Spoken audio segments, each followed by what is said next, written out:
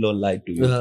Manchester is a bogey. Talk about Spurs. What's on Manchester? But Spurs, being Spurs, number one, Spurs play the way we want our opponents to play. They literally could play into our hands because we, number one, we are pressing monsters. Pressing monsters, especially Jackson. Jackson triggers the first press and we are on you. If you could see that against Southampton, actually they could have bagged 12. I counted that much. They could have bagged 12 goals. Easy. Tulikuwa tuna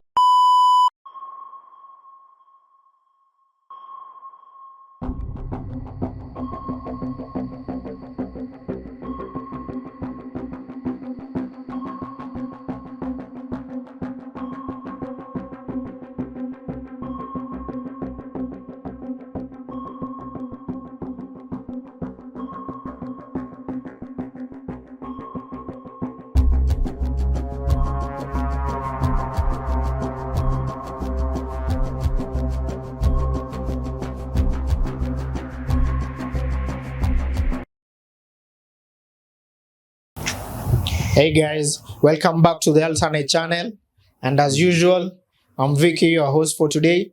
On my left, I got the Chelsea title contender, Hillary. On my right, I got the dark arts defender, Mr. Kerry. And speaking of the dark arts, this one I had to take over because kuna mali tunafaa tuanze. Yes. And we need to start it. Death by what? Death by set pieces. Death by set pieces. And for this, mnajua mali naanzia na mnajua mali mimi napenda kuanzia. And for this, I'm the fine shori. Fine shori's expert. Take it away. Now I've become the fine shori's expert. Yeah, talk about your fine shoris. About your fine shoris. Well, I go by the name Kerry Kahiga. I don't know where the stories of the fine shori's expert came from. You tell us. But it's because we have given a moniker to Man United. We call them the fine shoris in this podcast. But anyway, I've never seen a team that appoints a good manager and doesn't have a new manager bounce. Because Mandem, they just had a new manager bounce and a rude. Nah, they didn't have even the new manager, man. They just had a new manager, and we faced them on Wednesday. Yes. We had an amazing watch party over here at the Beer District. Yeah. Big up to everyone who came through. It was a routine win at the Emirates, man. I didn't feel they came to play. They came to defend. They had a mid block. They played 5 defenders. I was telling one of my friends who's a United fan that they're saying they can see Reuben Amorim system, right? And some of us can actually see it. Yeah. But at some moment in the game, it was so passive. Because Arsenal deployed 2 8s. We had Odegaard playing on the right half space and Declan Rice playing on the right half space. Left. So in that system, you're supposed to have Mazraoui jumping onto Odegaard and Maguire jumping onto Declan Rice. But they didn't want to do that. They kept the defense. You guys just keep the ball. Just keep the ball. And the reason why I call them the fine assurance is because they're the gift that keeps giving. They're the Santa Claus of mid-table Santa Claus. And I'm sorry, guys. I think United fans just you need to calm down. You need to calm down. Goals just like their stadium. Yeah, bro. I remember during the game. I know we'll have a session about the set pieces, but there was so much clamor about, hey, we're gonna come to the Emirates to mepiga Everton 4-0. And like I said yesterday on HBR, you cannot play Everton every day. Yes. You'll have to play the big boys at some point. And I realized they have the idea of if we beat a small team, then it's going to be the same all over. But it doesn't. Football is not linear. Football, you'll have to climb the mountains. And the manager is saying oftenly that they're going to have a problem. They're going to have a storm. Yeah. And they were told the storm is coming. The storm is coming. And clearly, bruv, winter is coming. Yeah. The North remembers, my guys. The North remembers. So we didn't have the Dracarys kind of moment. So we just deployed our football. They chased shadows along the game. I was getting to understand some level of pettiness with people that simnona sisi walitufunga na kona.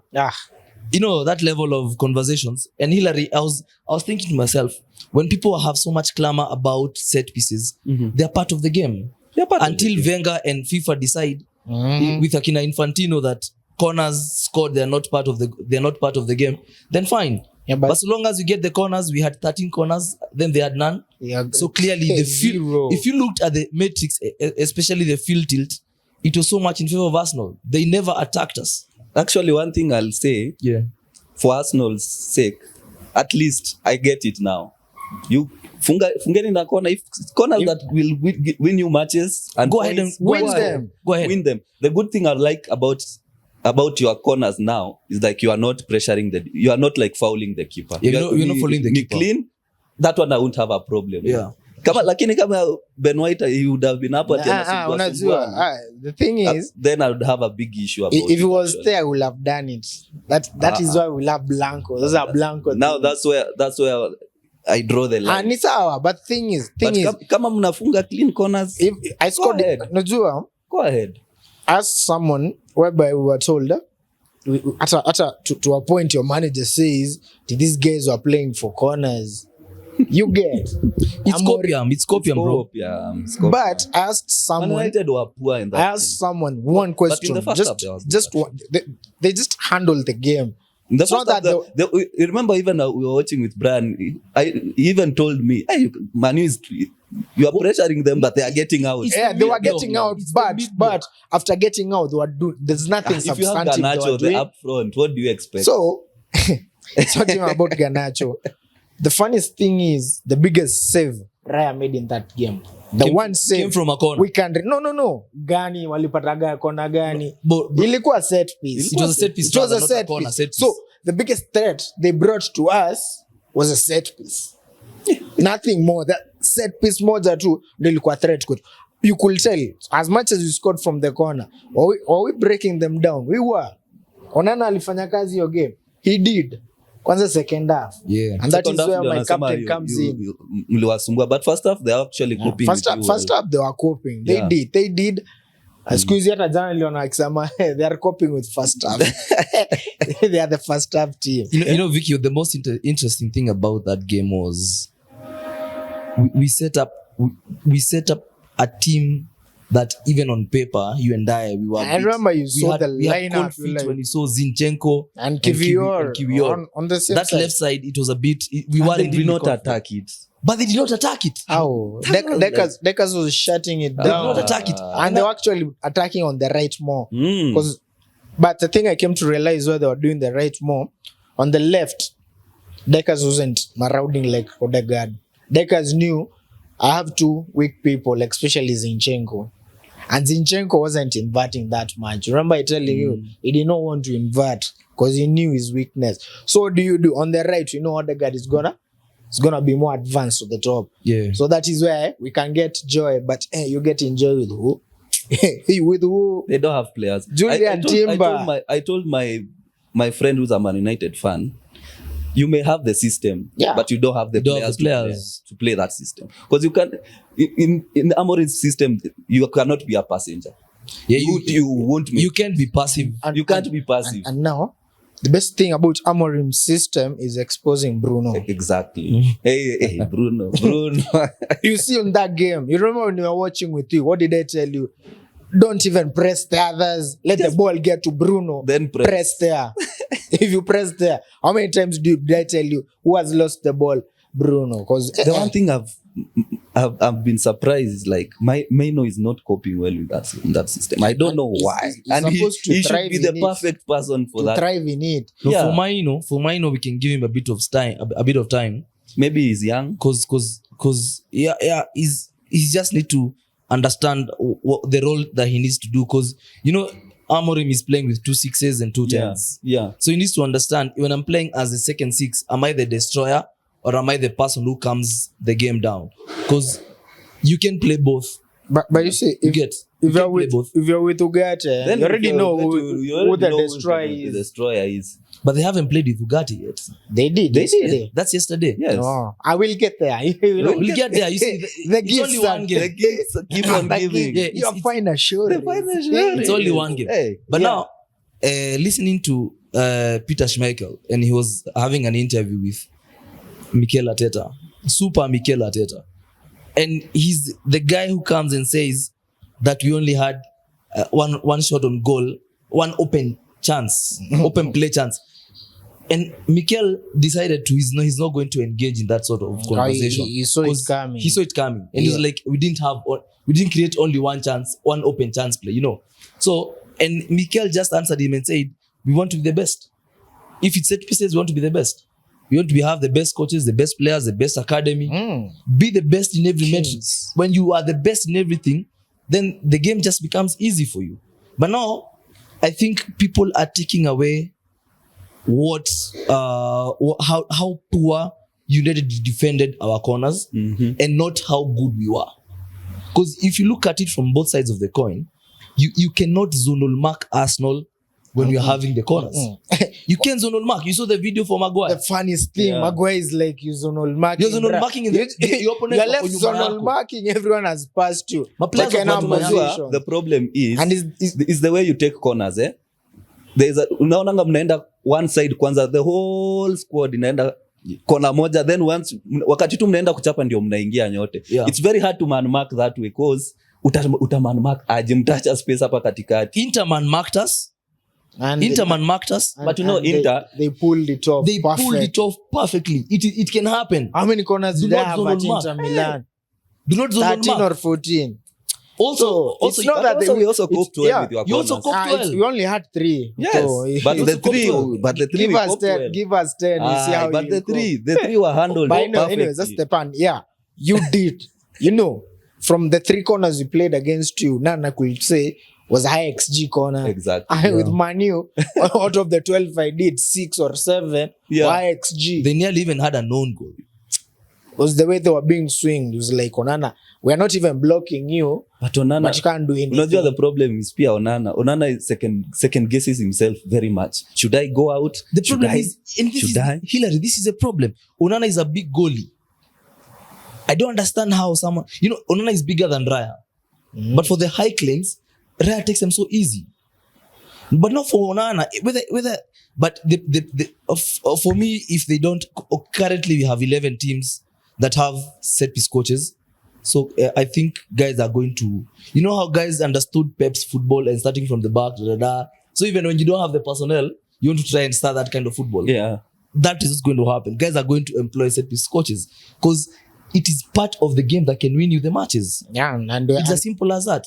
Use zonal mark, and I understood Kai Havertz is a trigger to the corners because Kai Havertz is going to stand at the end. Then a second before the ball is kicked, he's going to run into the front. So now it disturbs the players, the opponents, because you're wondering, not that Kai Havertz is running, is he coming for the ball? No, the other group now, wale vijana wa mahedi ndio wanafika.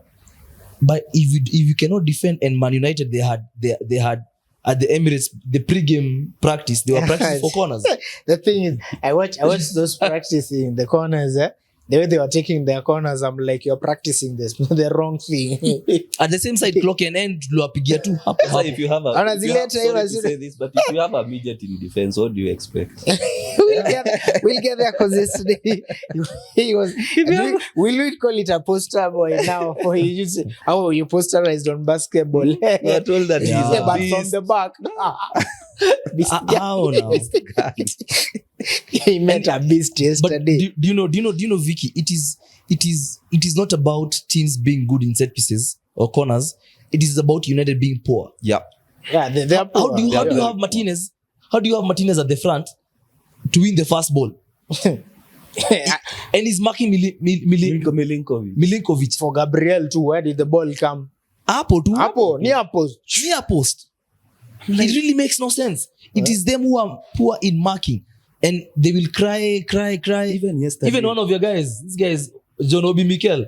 He was saying that we that is illegal. No, let me tell you, for Obi Mikel, The It- Mikel, no, no, it was the keepers. It was repeated after the Man United game. That interview was done like 3 weeks ago. You know, Yeah. they're trying to make it an issue. And that is all. You remember Mika Richard said, when Arsenal do something, Everybody speaks. and if people listened yesterday to Arteta's on Fridays to Arteta's interview as an extension of when he was saying on us to be the best of everything. Do you know what he said? There's a time we were defending too much and we were not scoring. Yeah. They said we are not scoring enough. We start scoring. You don't have the mentality. You don't have the physicality. You don't have the spine. We got It that. comes. You get. Yeah. We got that. We got the goals. Now it's the next evolution. Welcome to of, being at the top. You'll always be scrutinized, my friend. no, No, who is no, it's about scrutinizing being Man City? scrutinized, Hillary. Who is scrutinizing Man City? Sasa, No, they are not exactly. relevant. Are they So, relevant? But for us, You know, you it's have- an you have- other They're the level. defending champions, bruv. You have to. Who's scrutinizing and You have to understand. They who's- also, it's also a marketing strategy because you scrutinizing- know. Oh, so you know. if you rattle Arsenal fans, you'll get a reaction. You'll get a reaction out of any Arsenal fan, and But that no, is, it's all that is about- normal. No, Hillary. Because ukianza kuongea mbaya kuhusu City, who is wako na fans wa 15, who will respond? Unasema charges ni mingi kuliko fans. Exactly. So if you manage to like pester an Arsenal fan, No, you don't get a expect reaction. that. You don't expect that And from that will one sell. from former players and English pundits. You don't expect that level Why? of They're pettiness on from them. YouTube. They're on YouTube. No, they I'm need not- clicks. No, I'm saying you don't expect that from someone like Peter Schmeichel, someone who played the game. Dimitar Babatov at the Dimitar Emirates. Babatov calling us not Even the Theo Stoke City. Walcott was right there. No. I'm like, Theo, come on, speak up for your team, bruh. But Ask him. We scored 5 goals prior to that. We scored another 5 goals prior to that. Oh. In those 10 goals, only 2 are set pieces, and only 2 are from corners. Why are you not talking about the other? Let's throw Scrutiny is a 11 must. Saka. So I've scored 7 Scrutiny is a open play must. goals, but the 3 Scrutiny that is a was must. corners you have become a corner team, bruh. We will score them. Kwanza piga anthem pale. We will score them. there's something Do you here. know we are corner kings? We are taking it. Ngoja Vicky. Ukikaa vibaya, Fulham Nasikia hata nyinyi leo. mnaimba kona kona kona Hey. kona There's- kona. There's an anthem over here. Yeah. You know, I think United are supposed to. can I tell you the funniest thing about this song? Yeah. How are you speaking? Yeah. So on Wednesday morning, Shout out to Mafikizolo. on Wednesday morning, so I'm just mengia X pale natembea kidogo. First tweet I come across is his telling my daddy what's going to happen. and then he's attached to that song, yeah. So I'm like, you saw it coming, Man. He did, because he knew. And you know the best thing about that game, it's not only because I hate Man United, and kati ya Man U na Arsenal is a theme song because of something. Yeah. We have never seen each other eye to eye. So, and prior to that, nilikuwa naingilio story ya corner. And remember what I told you? I want us to score from corners because it will hurt twice as much. And it did. It did. It's called the Banter Derby. Uliona kwanza FA. Tukidriwana watu wao karibu walie. And they're coming to the Emirates. We were drawn number 2, Arsenal. They did the ball, number 23. They did not even mention which team. Even Leon, that is called in Leon home.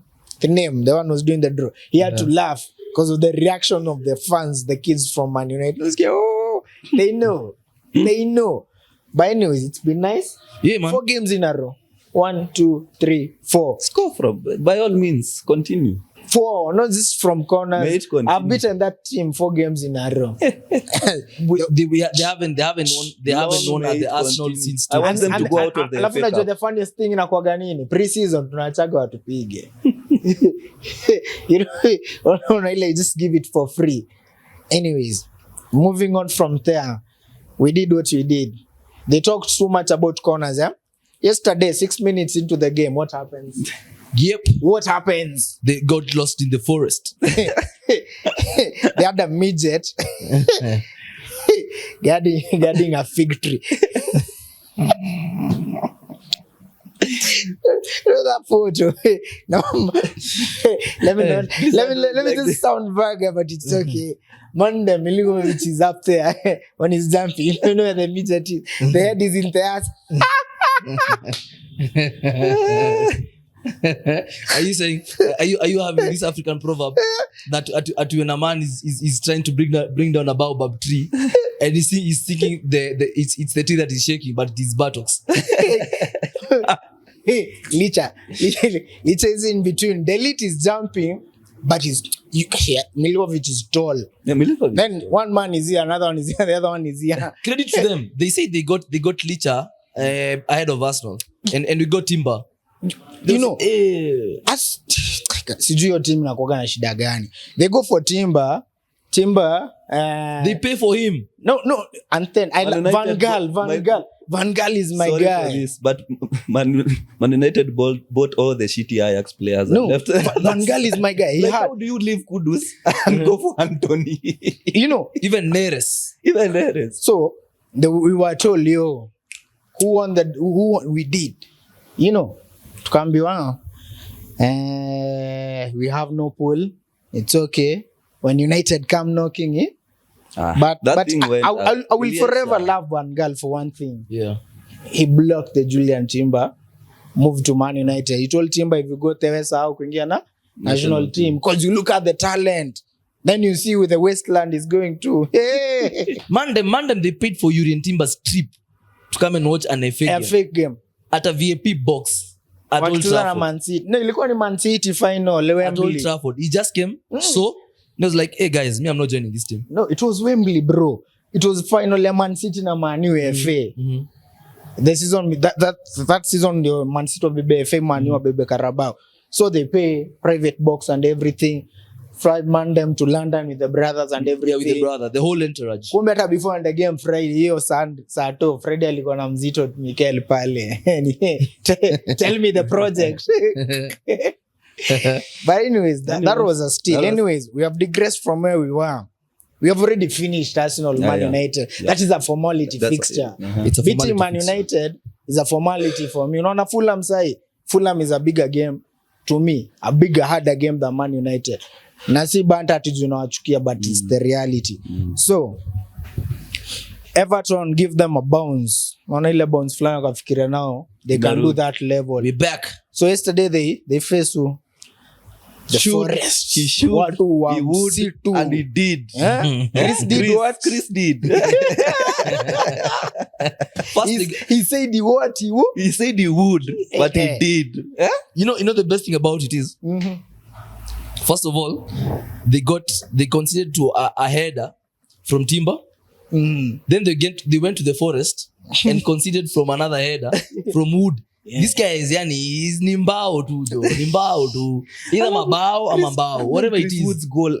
Martinez is just ball watching. The ball literally rolled like hapa angefanya tu hivi mguu angeiclear. But nilisikia pia bao ya nani? Nyodoi. This guy Morgan. Gibbs White. New Pepper. They even keep track.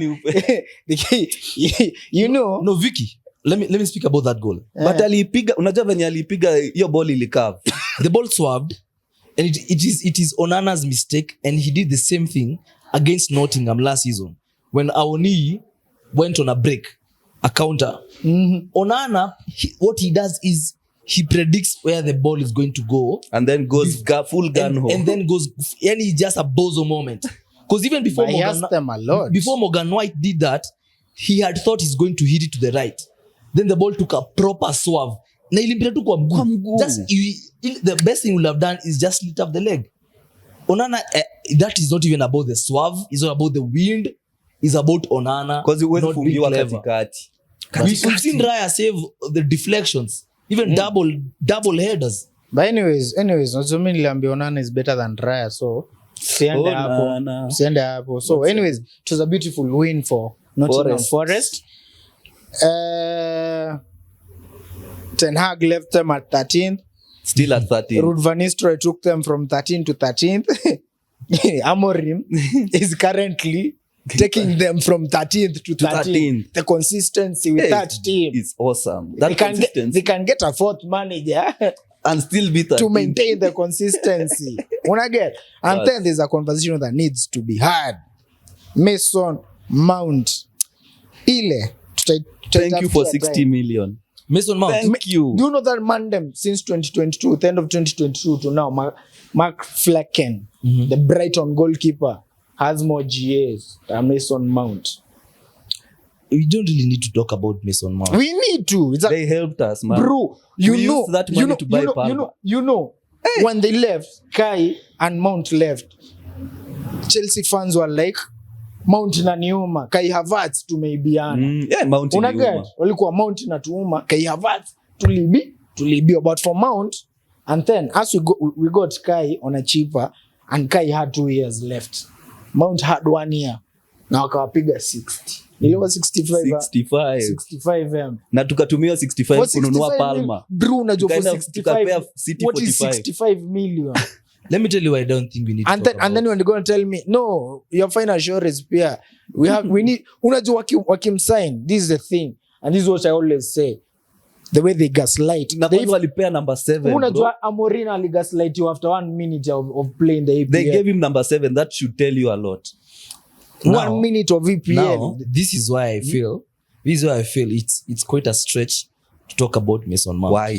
Why? Let me give you my reasons. Look at United in its entirety. From their transfers to how they do business in the pitch and off the pitch. Right? Mason Mount is a shadow of whoever he was a year before he left Chelsea. Even before he left you guys, Mason Mount was on a decline. Yep. He came to United, get the jersey number 7 that has been worn by people Legends. who are considered legends in the club, apart from Alexis Sanchez. Then they give it to Mount because he's English, so they want to pass on that aura of, he's an Englishman, so give him Champions all he League wants. winner. Then coming Mason Mount gets a bumper to contract, and what does he do? Absolutely jack, bruv. Mason Mount, I hear United calling him a press, something he's good in pressing. But what results from the press? It's nothing. It's nothing. I'm done with this pressing. You saw when the second half of the game, when we played them, and Zax was trying to press, but the press is so disjointed. And I keep saying this, Vicky, and I've said this even on the groups that you and I have been. If your press is not an organized press, you don't have to press. Yep. United they don't have a press trigger. They don't have that one person who's going to press that ball to the center back and everybody else spreads wide. They don't have. So Mount just runs around and you guys think, hey, this guy. We used to have the same issue with Gallagher. This guy is pressing. We used to have, but Gallagher used to run, then he runs around like a headless chicken. What is coming out of the press, Vicky? You get amekimbia 15 kilometers in a game and you can't see his impact. You don't have to talk about Mount, Vicky. Conversation yangu ilikuwa iende hapa. No, let me finish. You don't have to talk about Mount and the GA because he's not going to give you any GA. He's a creative player. But he's not going to give you that, bruv. Hata kupatia sasa nini anapeana for 65 million. Mount is a squad filler, man. Unaona ile 23 man player Azman Donny van der Beek. Hata penalties za vizuri sana. Van der Beek is playing za vizuri sana Girona. But these English boys, I told my friend, you need to bite the bullet and do away with these English boys from the Carrington boys from Man United. Yep. Because they're not good enough for Man United. Exactly. They are going to fire Amorim at the end of the day. Because they're going to get him sacked. Okay, what Mount number can he gun United? Is he a number 10? Can he play the second 10? Because in that role for the second 10, Dalot, who is so clueless, he's filling that role.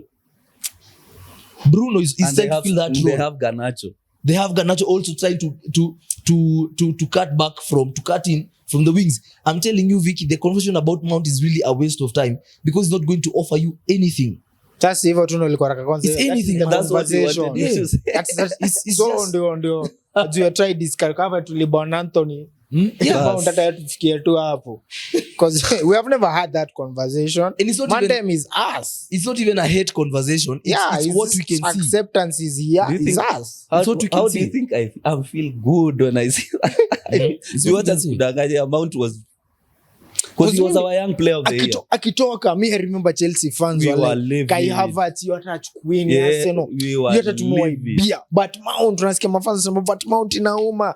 Ashindo Mount ilikuwa inauma. nauma nini? Because number one, you have to understand, he's a Cobham boy. He's a Is that a he was Rhys to James, be our. if Rhys James lives right now, mtasema inawauma. Rhys James itaniuma. Why not? It's our But captain, at the bro. end of the day, But That's Wemboy our captain. inakuuma. ikume, That's move our on. The guy is never Imefika fit, mahali man. It's okay. Do you miss Mount even once? I don't miss Mount. Exactly. Do you miss Rhys James? Kinda. How? Because now we don't have a proper right back. But Are you getting even without results? him, are you getting? Where are you right now? This is because of Title Caicedo. contending, It's sindio? Caicedo. No. No. I said that. We said this during the before shoot. Hapana. You are So- not allowed to say it. We are quoting you. Yes, quote me, but So, you are not allowed we'll to do say it. this. We'll do this. We'll take a break.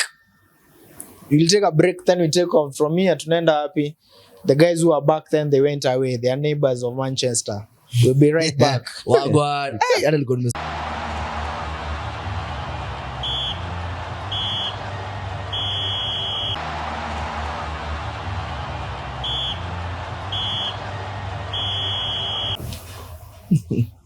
Welcome back to the alternate channel. As usual, we're here on location at the Beer District, whereby these days we have an awesome football community. Huh? Yeah. And Wednesday was a beautiful night. On Tuesday night, Man City were back for a minute. They were so down, then they came back. Nottingham, tumeliwapea flowers Old Trafford kenye walifanya. Yes. Wakaenda Etihad. Wakachangamkiwa. Wakachangamkiwa. But they went to Selhurst Park. They are bogeyed ground. They went to Selhurst Park, yeah? And the Eagles were soaring. Yes. Take this one away.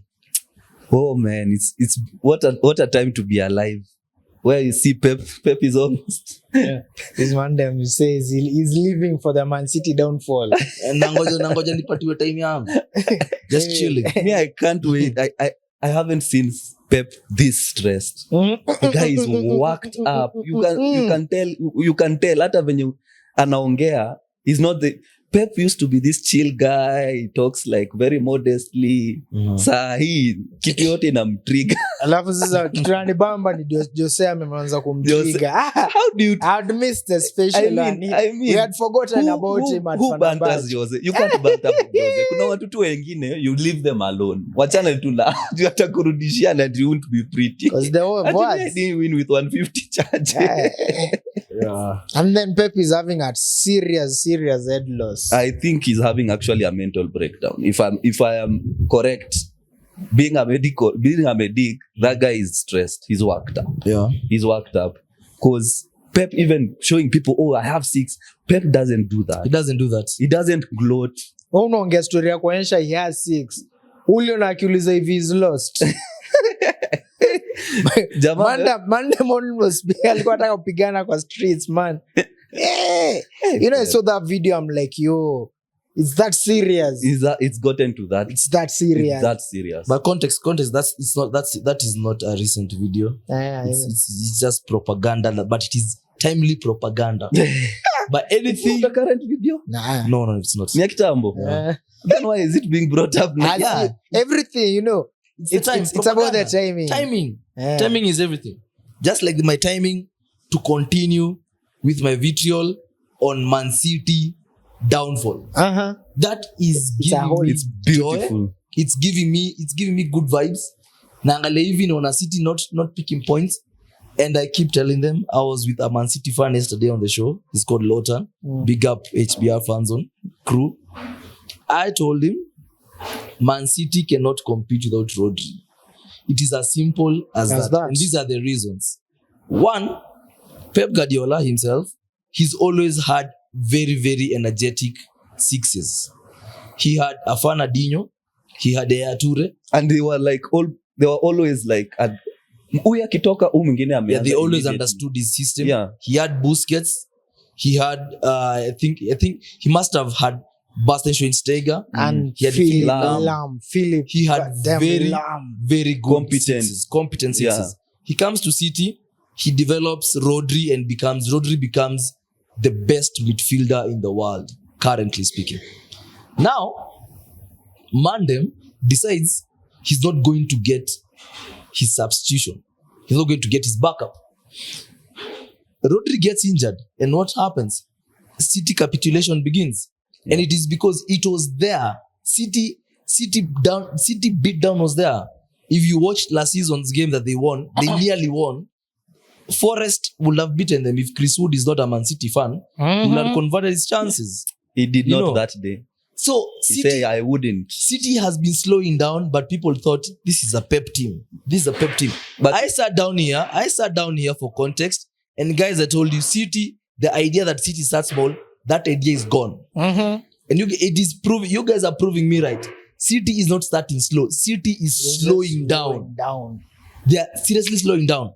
Then they sell Alvarez, who had 11 goals. Ame replace Nanani? Savio. No. They did not replace Alvarez. They had Foden, who had 19. They thought Foden would step up. Hold up. Fair. No, walk with me on this one. Walk with me on fair. He's still on last season. Yep. Hillary, walk with me on this one. They sold Alvarez, who had 11 goals. They don't replace him. They saw Foden last season had 19 goals. Yep. Foden is a shadow of himself. And I don't know why the English media are not talking about Foden. He's a golden boy. Winner. White winner. White boy. He's a white boy. KDB had the most assists last season for Man City. Where is he right now? He's gone. He's gone. He played yesterday. No, But he's gone. But the thing is, for KDB, he's dominating Rhys James League, so we'll not blame. But for that. to play I'm not done. KDB, we I'll cannot play blame. devil's advocate. I'm not done. I'm not done on my journey. I'm not done on my journey. I'm not done on my journey. So, Rodri had goals. Rodri is gone. They decide he's going to deploy Nunes as a winger. Right winger. Nunes, his passes, his conversion from the wings to the box are slower than Grealish. So clearly City are slowing down. He decides now that Nani is injured, Rodri is injured, he gets Kovacic. Kovacic takes too many passes. So Kovacic does not unlock opponents like Rodri does. Because Rodri gets the ball, he plays a long ball to the wingers. Wingers flourish when Rodri is playing. They slow down when Kovacic is playing because Kovacic will take a man, do a shimmy, turn, half turns and take the ball on. Because he loves dribbling. Rodri does not dribble. He's one-touch player, go. Then he's going to screen the defense. You're not going to get that from Kovacic. So currently what you're having at City is a proper meltdown. Akanji is injured. Ake is injured. And like people keep saying, injuries. Yeah.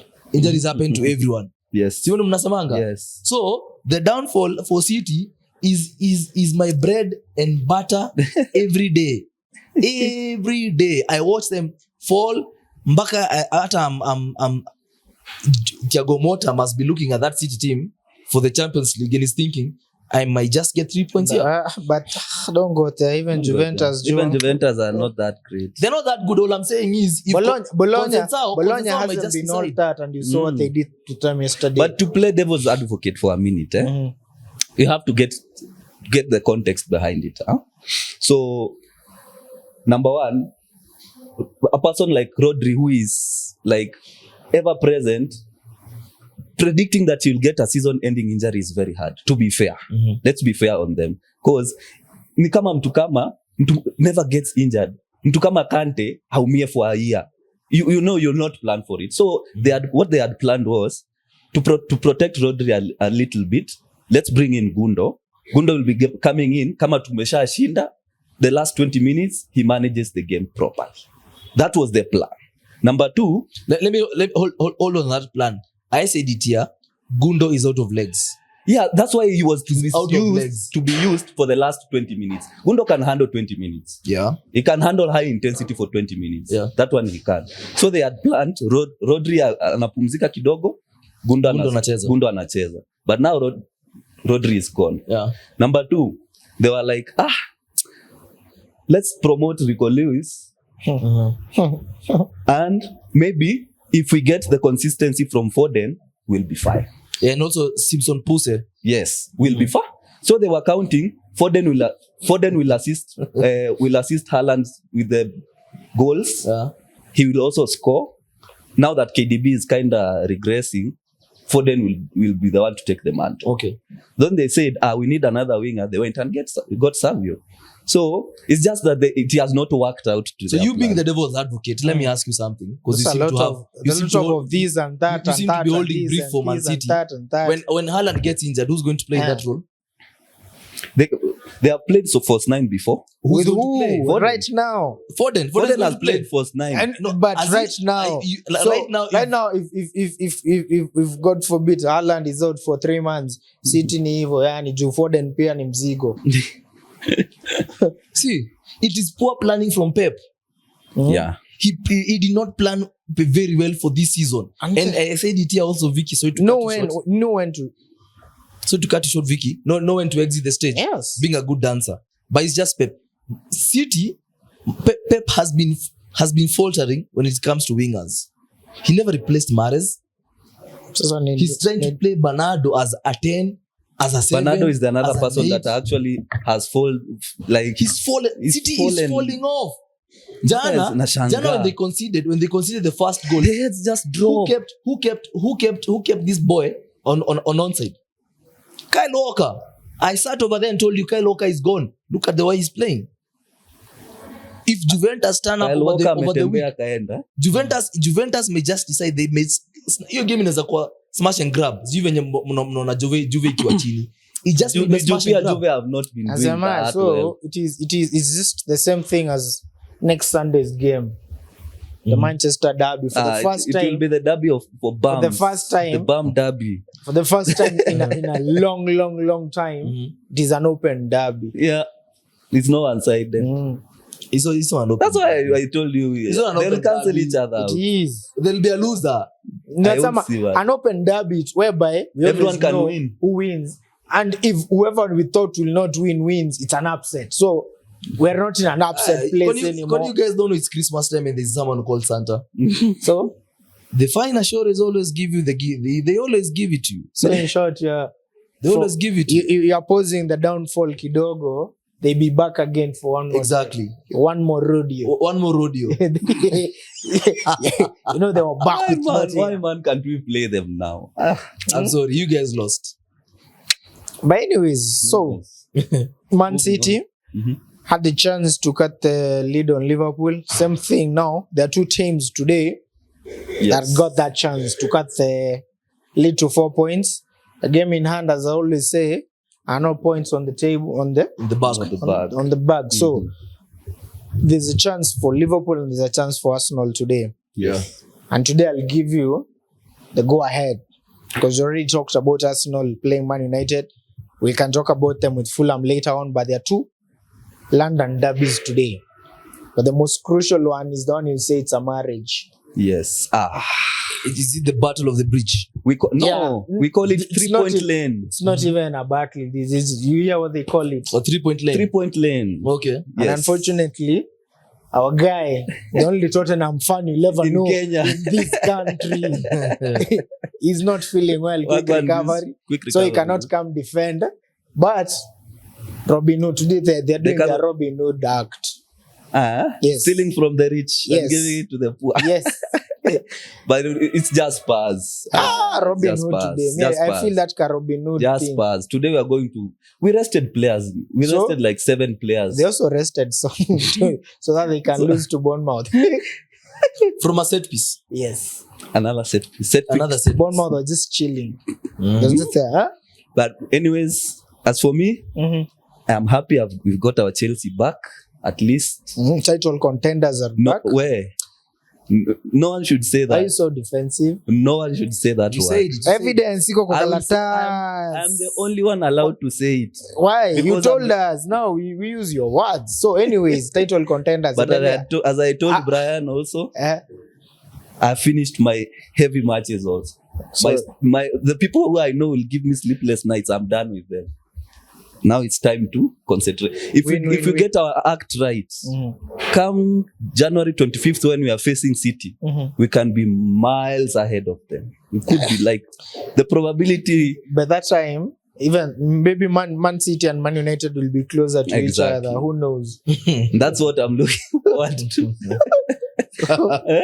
Because I don't do well in Manchester. Let me not lie to you. Manchester is a bogey. Talk about Spurs. What's on Manchester? But Spurs, being Spurs, number one, Spurs play the way we want our opponents to play. They literally could play into our hands because number one, we are pressing monsters. Pressing monsters, especially Jackson.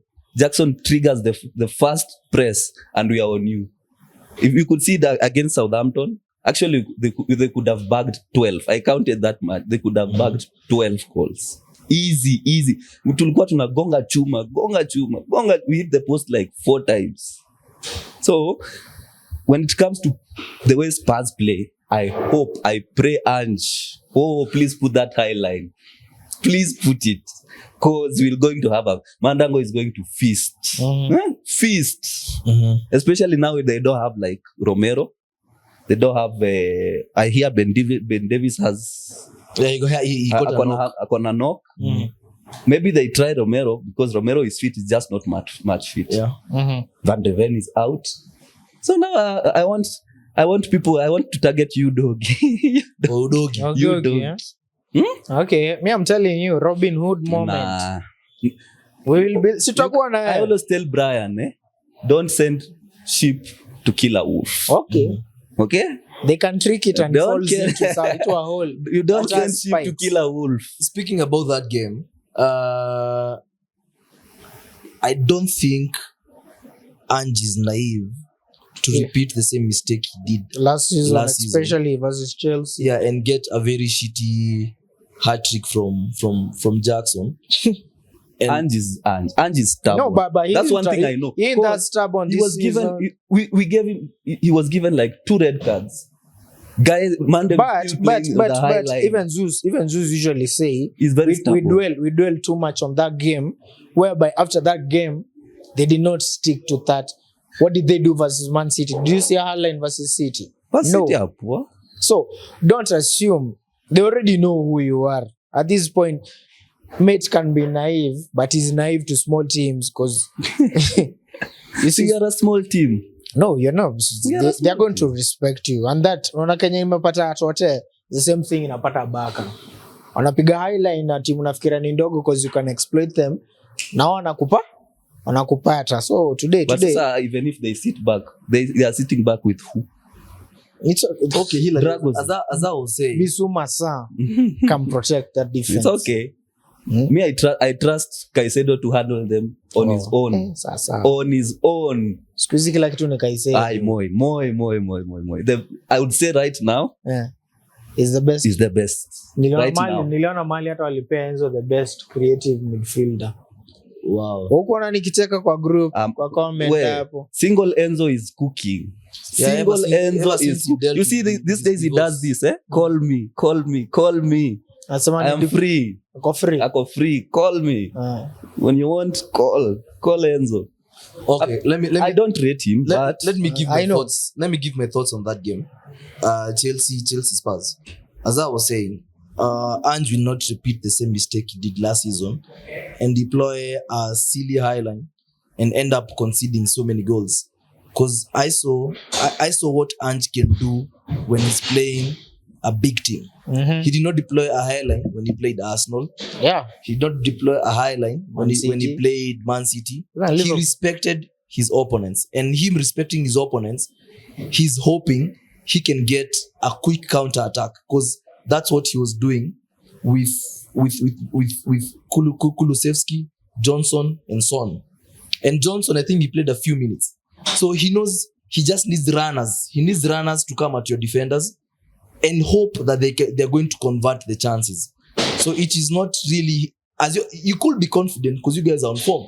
Yeah, very on form. You could be confident about that and I can give you for that. But Ange is going to think about it. and he knows he doesn't want to have such a big gap between him and the top 6 or between him and the top 4, depending on where he wants to finish the season. The problem is thinking and doing are two different things. Sinakwambia pia Okay, let me get done, Vicky. So I think Ange is going to have, like you said, Bissouma and Papesa. We watched the game how they handled Man City. They screened that defense perfectly. But Man City doesn't have a midfield like ours, bro. Let me finish. So they just don't. Can I just finish? Hey, so he's just going to those two. Watch this. I told you he has an agenda match. There's no agenda. How is my analysis? How is my analysis being a hater? Hata tu kusikia mali Chelsea will do everything right. Hillary, yes. Let me get this right. I haven't had that in 3 years. Why not? Vicky, I've called you title contenders have become defensive. So relax. Let him tell you. You have told us every angle whereby you'll hurt Spurs. Let him give an angle whereby Spurs have a chance. Of course, how is my analysis on how Spurs are going to perform being a hater? Because you can never hear anything Chelsea positive from Brian. You'll never hear. Why? You'll never hear. He's an Arsenal fan. Talking good things. And then about when I talk smack about Kai Havertz, I also have an agenda. No, yours is an agenda. No, it's not. So He was doing a tactical analysis. I'm doing a tactical, and this is what Hillary you did last week. Yeah. I was giving an analysis about Arsenal, and you and Zeus just bombard me with questions. I'm like, can you just let me speak? Then you can ask your questions. I'm giving you a tactical analysis of how Spurs are going to manage the game. That is not hating. Okay. That's why we have a podcast where we can talk about these things. We'll see how they manage against us. Yes, I need my flowers, man. Caicedo will dominate. The game is not played. Yet you let it be played. We'll be there at 7:30 with you. Just don't have a head loss. When you guys beat Aston Villa, I gave you your flowers. No, you didn't. I told you I did not expect that performance from you guys. My point exactly. He did not expect. He doesn't expect anything but from us. You showed up and you won the game. And that game, kitambo pia, you have been showing up. Now title contenders, unataka upe maua but uzitaki at the same time. Football doesn't work like that. Choose. Ay, Brian. It doesn't. We cannot always be the ones who are praising the teams that are doing well. But today, when it comes to Arsenal, you can't acknowledge also. When you call us Stoke City, we'll take it. You always become defensive when I say that. Yeah, because you defend very well. Yeah, I'm just defending my team. I'm telling you, he has an agenda. For what? Agenda for what? For what? For Spurs to beat you. No, not for Spurs. He's preying on my downfall, just like City. Everyone does. Everyone does. Everyone, you two are praying for my downfall as an Arsenal. Who does? Everyone does. We wake up every day to go to the mountains for Liverpool's downfall. But anyway, I think me on that digress. I'll just wait for you guys to play, then we can talk about it next week. Yes. So we have a hard game, as you know, a team that punished us last season. By the predictions, you have not given me a prediction. But I don't predict on Tottenham. Najieshimo. Brad, what do you think? I called it a 2-2 yesterday, and I still maintain that prediction. I smell a 3-1.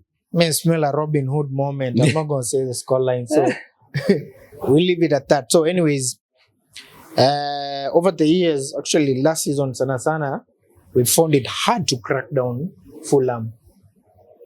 And today we have an important game at Craven Cottage. Not really a season-defining game, but it's kind of those games whereby you're in a critical part of the season, whereby you have momentum. Na kuna unaona zile potential banana skin. Yeah, it's a potential banana skin. And so I also smell a Robin Hood moment. Fulham don't have Robin Hood moment. If introduce the game, Vicky. You are digressing. Introduce the game. It's Fulham versus Arsenal at Craven Cottage. Our academy versus our main team. Tumeuzia watu wengi sana. So anyways, Brian, tactically, how do you see that game panning out? We have Champions League in the coming week. Mm-hmm. So I expect not such a heavy rotation, but I think Jorginho might start that game. Mm-hmm. I'm happy because Palhinha isn't there. Yeah. Palhinha did us a damage. He damaged us. He damaged our midfield last season. Yeah. So I feel playing Sandabaj and Iwobi hapo katikati. I don't know whether under Pereira. Andres is playing. They start. I mostly feel it's Smith who starts this. Yeah, days. so I feel we might edge them.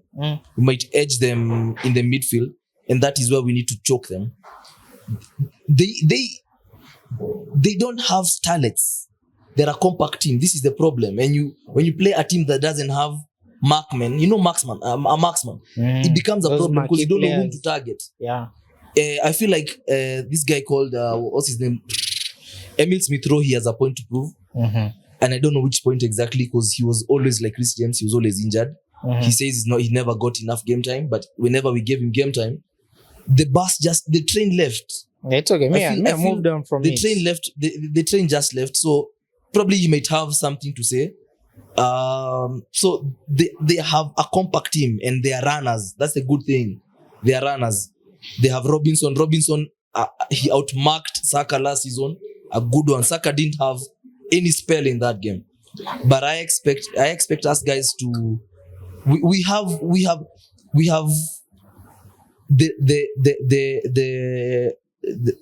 the lead in our hands. We have to win that game, considering the Marseille derby was postponed yesterday. So basically, we just need to show up. We just need to get our A game. We need to have Kai Havertz running at their centre backs. We need to have Martinelli running. We need to have Saka running. We have to have Raya playing the balls as quickly as possible up the flanks or down the central. And I see a clean sheet against Fulham. So can I ask you something? Yeah. There's a tactical analysis I saw about our game. There's Man United, whereby there was interchanges of passes, and with Rice playing so deep to protect Zinchenko. Martinelli was isolated on his own. I think you saw that graphic whereby Martinelli didn't have those back and forth passes. You could see the right side of our play was dominant. Martinelli never did anything. And for me right now, if there's one rotation I would like, if there's one change nafikiria at Fulham it needs to happen. I think you start Merino at Fulham. You let Merino play that left wing. That's what's it called, left eight. And I feel he can bring more productivity out of Martinelli. Because with Rice musema kitu moja, I usually tell you, Rice Williamson, if you're playing this way, don't feed Rice the ball like this. The moment he's facing his own post, feed Rice your ball, no one like your weakness kwake. He doesn't have those abilities that have spaces, have turns, take on a man, press. Because Rice, the moment I'm being pressed, what's the first thought? Nipe nirudisha mali ilitoka ama sideways. Rice is the kind of player nasemaga is the best form of a box to box. A box to box is someone who can run with the ball kama Kante. If you give Rice the ball, mpigia mbele ya run, Rice knows how to run with the ball perfectly. Merino akona kale ka intelligence ka ball. The day actually realized Merino may arrive for us is when he played you guys. When he came on, do you remember he was even pulling 3 of your players towards him at a bit your press vizuri. He's the La Pausa. So me tend to think Martinelli bado huyo Mramwambiago is finished. He's very far from finished. But he needs more. He needs that Granit Xhaka link up that is lacking, because you are not lack vibaya sana. And I feel Calafiori pia recovering from Achilles is not easy. But with time I'm hoping atapata ile fitness, because he was getting stability with Calafiori too. But today if I would really like Merino to start. It gives us more potence, more creativity, more the ability to open up play more. So when Merino starts, who's going to take corners from the right? We'll figure it out. Mato can do it. Odegaard. Si lazima ati Odegaard can take corners, bruv. Saka from the right. Why not? That's an outswinger. Why not? Trossard. You can always Trossard or Martinelli. Or Martinelli. Anyways, so for my prediction, I see a close game, but I see a 2-0 win for Arsenal. Yeah. For me, number one, what I like about Fulham is they are this team that you don't know, they like run. I really like how their mentality is, especially Silva. Silva has made them to be very, very Marco compact. Silva is a top manager. Very, very compact. Yeah. And with Anthony Robinson attacking that flank, man, that guy's analetanga cross, devilish crosses. Yeah. Eh? And with Jimenez there's always a chance. So with that, I think I'll go 1-1. 1-1. Yeah, because Fulham are at home, I expect them at least to score. Okay. Craven Cottage is a difficult place to go. Difficult place very, very difficult place. So with that in mind, it's been real, my guys. Yes. It's been interactive. We're looking forward to more football today. Mm-hmm. Tottenham versus Chelsea. Come on, up Arsenal, the chairs. Fulham versus Arsenal. Then next weekend is a big one. It's Man United versus The Manchester City. Derby. Bam derby. The Manchester Derby. Tuwapanga mali tutapatana, but mnajua location ni wapi? 254 Bear District. It's been real, it's been interactive. Till next time. Peace.